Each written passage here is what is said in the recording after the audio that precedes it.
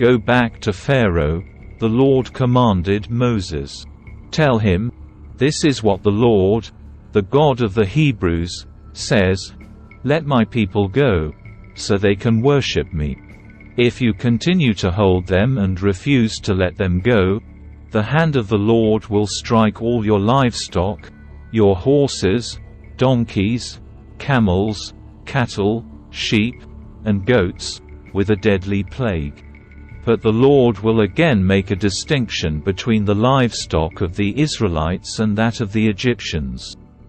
Not a single one of Israel's animals will die. The Lord has already set the time for the plague to begin.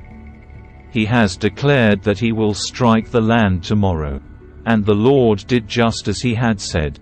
The next morning all the livestock of the Egyptians died, but the Israelites didn't lose a single animal. Pharaoh sent his officials to investigate, and they discovered that the Israelites had not lost a single animal. But even so, Pharaoh's heart remained stubborn, and he still refused to let the people go.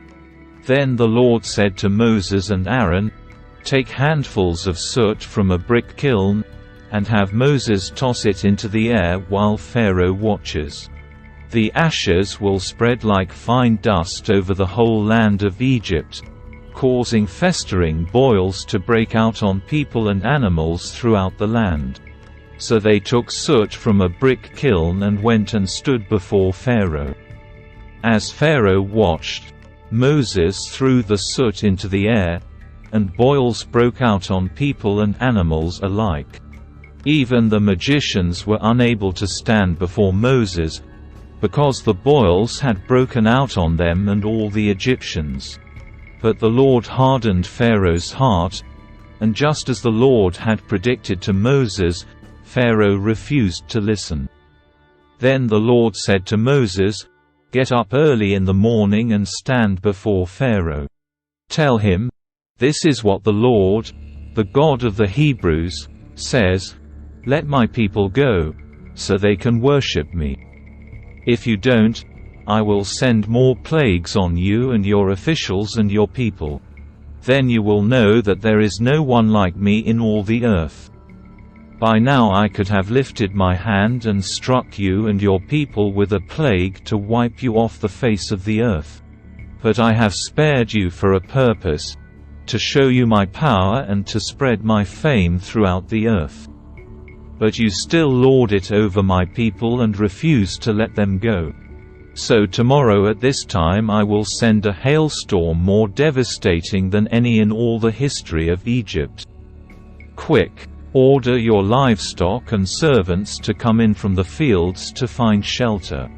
Any person or animal left outside will die when the hail falls." Some of Pharaoh's officials were afraid because of what the Lord had said. They quickly brought their servants and livestock in from the fields. But those who paid no attention to the word of the Lord left theirs out in the open. Then the Lord said to Moses, "Lift your hand towards the skies so hail may fall on the people, the livestock, and all the plants throughout the land of Egypt." So Moses lifted his staff towards the sky, and the Lord sent thunder and hail, and lightning flashed towards the earth.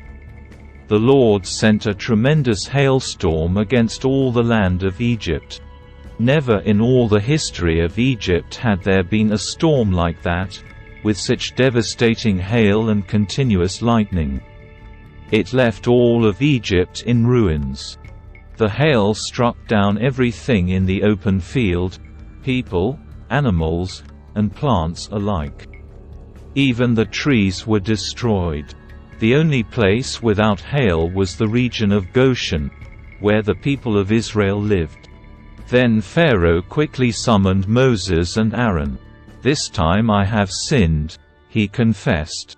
"The Lord is the righteous one, and my people and I are wrong. Please beg the Lord to end this terrifying thunder and hail.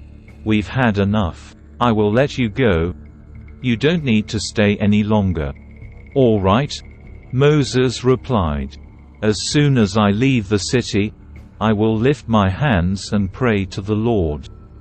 Then the thunder and hail will stop, and you will know that the earth belongs to the Lord.